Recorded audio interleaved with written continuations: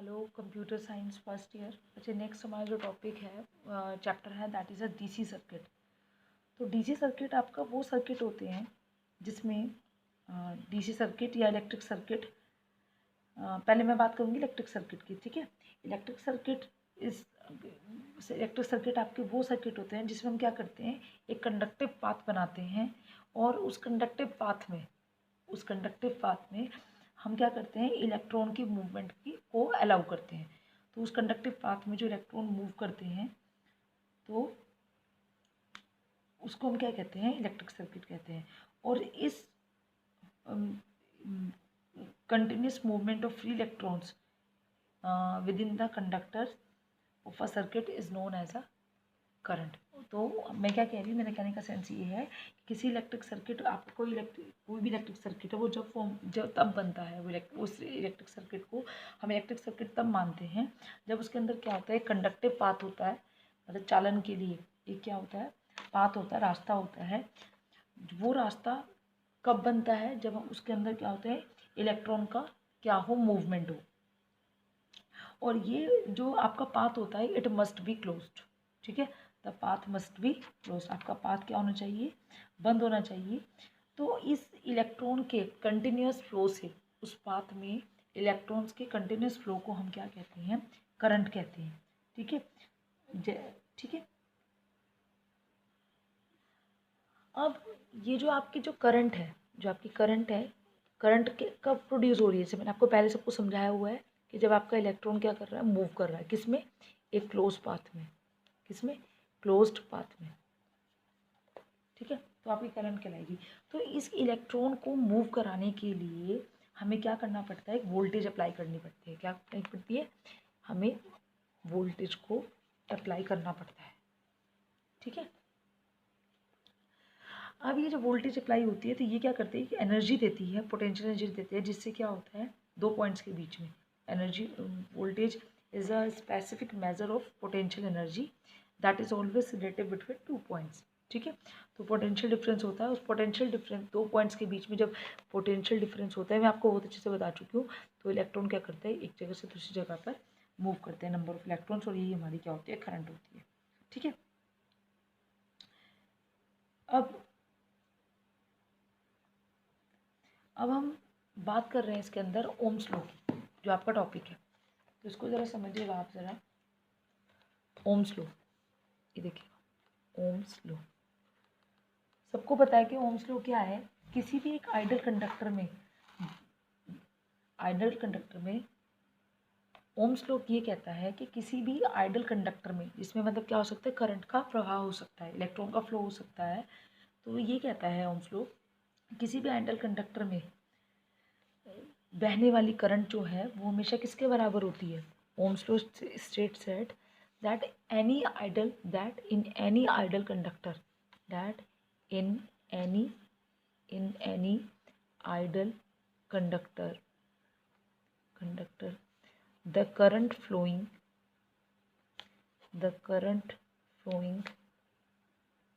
current I flowing in the circuit is proportional to the voltage, to the applied voltage।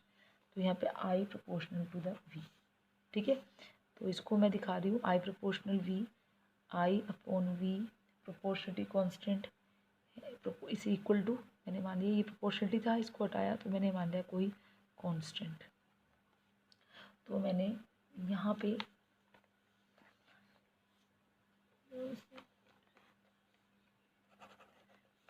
V upon, यहाँ से दिखा देती हूँ, V upon I, और इसको आपने मान लिया कांस्टेंट, दिखाई दे रहा है। और ये आपका जाएगा, उस कांस्टेंट को मिल गया R के बराबर। तो R यहाँ पे क्या है, आपका प्रोपोर्शनलिटी कांस्टेंट। आई समझ मेरी बात, आई क्या है आपका, प्रोपोर्शनलिटी कांस्टेंट, ठीक है बच्चों। तो हम इसके रिजल्ट को ऐसे समझ सकते हैं कि अगर आपकी अप्लाइड वोल्टेज ज़्यादा हो जाए, if the applied voltage is more than current will be more, ठीक है। और फॉर द सर्टेन रेजिस्टेंस, किसी रेजिस्टेंस में ऐसा भी होता है, the voltage is double the current will also double. तो मैं कह सकती हूँ कि जितनी ज़्यादा आप वोल्टेज को अप्लाई करते जाओगे उतनी ज़्यादा आपकी करंट क्या होती चली जाएगी, बढ़ती चली जाएगी, ठीक है। अब जब the resistance of a conductor of two crystal of different material but of same dimension will be different and will depend on the resistivity of the material. It means R is equal to rho L upon A. तो हम ये कह सकते हैं, अब एक formula इसमें ये होता है R इक्वल टू, जैसे अब मैंने तो ये बताया कि वोल्टेज बढ़ाने पर पर्टिकुलर रजिस्टर के लिए क्या होगा, करंट आपकी बढ़ेगी. अगर आप 2 गुना बढ़ा रहे हो तो 2 गुना करंट बढ़ जाएगी. हाफ करोगे वोल्टेज तो करंट भी आपकी हाफ हो जाएगी. अब ये कह रहा है कि रेजिस्टेंस किस चीज़ पे डिपेंड कर रही है. ठीक है, तो जो रेजिस्टेंस है वो किस पे डिपेंड कर रही है, आपकी रेजिस्टिविटी पे डिपेंड कर रही है. हो सकता है आपके 2 कंडक्टर्स हो, 2 कंडक्टर्स जिसमें करंट फ्लो हो सकती है, 2 कंडक्टर हो, हम मान रहे हैं वो कंडक्टर जो है आपके लेंथ भी सेम है उनकी. ठीक है, मैंने मान लिया कोई भी कंडक्टर है, ये है आपका, ये है, लेंथ और ए दोनों की इक्वल है, लेकिन ये बने अलग अलग मटेरियल के हैं, बने हुए अलग अलग मटेरियल के हैं. तो अगर ये अलग अलग मटेरियल के लिए बने हैं तो उस केस में एल और ए से कोई फ़र्क नहीं पड़ता है, रेजिस्टेंस का फ़र्क पड़ता है डायरेक्टली रेजिस्टिविटी से. ठीक है, तो जो रेजिस्टेंस है वो डायरेक्टली डिपेंड करती है इस पे, रेजिस्टिविटी पे. समझ आई मेरी बात. तो हम ये resistance is defined as the oppose to the flow of current. तो रेजिस्टेंस क्या होता है, resistance is defined as opposed to flow of current. Resistance क्या करता है, जैसे मैंने बताया था करंट, वो इंडक्टर और कैपेसिटर एनर्जी को स्टोर करते हैं, लेकिन रजिस्टर जो है वो क्या करता है, ड्रॉप करता है. ठीक है, तो मतलब एनर्जी का लॉस करता है. तो जो रेजिस्टेंस है बेसिकली क्या है, रेजिस्टेंस को हम ऐसे डिफाइन कर सकते हैं कि जो क्या करता है, oppose to flow of current, जो करंट के फ्लो को, प्रवाह को रोकता है. तो हम ये कह सकते हैं, सो यदि हम क्या करें, वोल्टेज अप्लाई करें 2 कंडक्टर्स के बीच में डिफरेंट रेजिस्टेंस के, तो उनमें जो बहने वाली करंट होगी वो भी क्या होगी, डिफरेंट होगी. यानी जो जिसकी रेजिस्टेंस कम होगी, मैंने कहा एक की रेजिस्टेंस R1 एक की R2 है, R1 की सपोज मैंने कहा 10 ओम है वैल्यू और R2 की 100 ओम है. तो जिसकी रेजिस्टेंस कम है तो वो क्या करेगा, कम अपोज करेगा. तो यहाँ पे करंट इसके कंपेरेटिव R1 में करंट I1 क्या होगी, ज़्यादा होगी, लेकिन R2 की जो रेजिस्टेंस है वो बहुत ज़्यादा है, तो ये ज़्यादा अपोज करेगा को करंट के बहने का. तो यहाँ पे जो करंट होगी वो क्या होगी, कम होगी, मतलब बहने वाले I2 का. तो बताइए मटेरियल पर डिपेंड करती है कि रजिस्टर किस मटेरियल का बना हुआ है. ठीक है, जो उसकी यूनिट होती है रजिस्टर की वो क्या होती है, ओम होती है. ठीक है,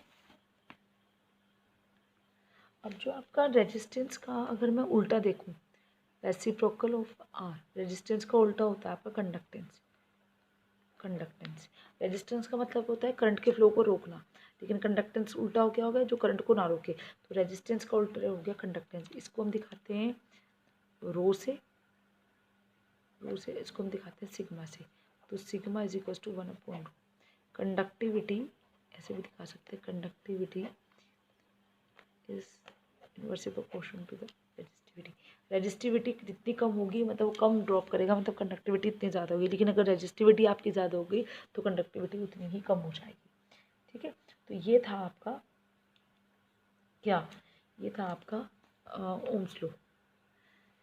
तो अगर इसमें कंडक्टिविटी की मैं डेफिनेशन बताऊँ आपको, कंडक्टिविटी मतलब चालकता, विद्युत चालकता. तो कंडक्टिविटी या स्पेसिफिक कंडक्टिविटी क्या होती है, रेसिप्रोकल क्वांटिटी होती है, व्युत्क्रमानुपाती होती है किसकी, प्रतिरोधकता की.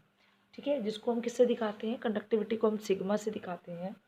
और ये बेसिकली आपकी क्या होती है, किसी मटेरियल की वो एबिलिटी होती है जो अपने में से करंट को पास होने देती है. That means it is a measure a material ability to conduct an electric current. ठीक है, to conduct an electric current, कि हम किसी करंट को कितना ज़्यादा उस कंडक्टर में से पास कर सकते हैं, उस मटेरियल में से, ये क्या कहलाती है, उसकी कंडक्टिविटी. फिर मैं आपको बताती हूँ रेजिस्टिविटी एक बार फिर से.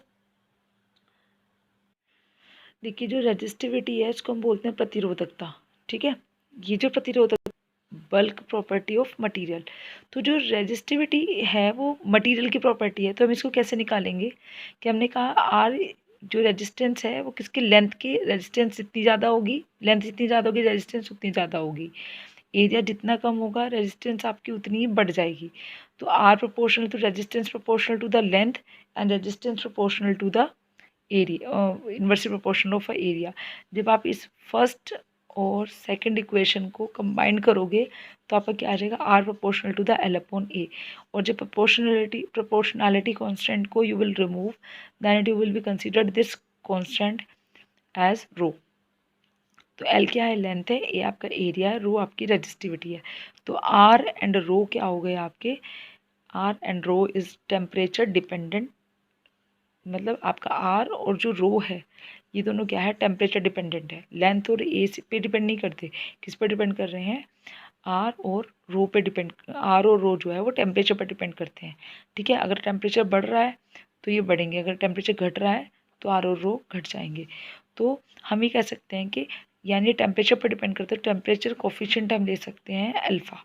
ठीक है, तो जैसे जो कंडक्टर्स हैं उनका जो कंडक्टर्स जो हैं उनका जो टेम्परेचर कोफिशिएंट होता है यानी अल्फ़ा वो क्या होता है, पॉजिटिव होता है। लेकिन जो इंसुलेटर होते हैं, ठीक है, उनका जो टेम्परेचर कोफिशिएंट जो अल्फ़ा है वो क्या होता है, नेगेटिव होता है। ठीक है बच्चों, उसके बाद में आपका आता है, इसके बाद में जो नेक्स्ट आता है आपका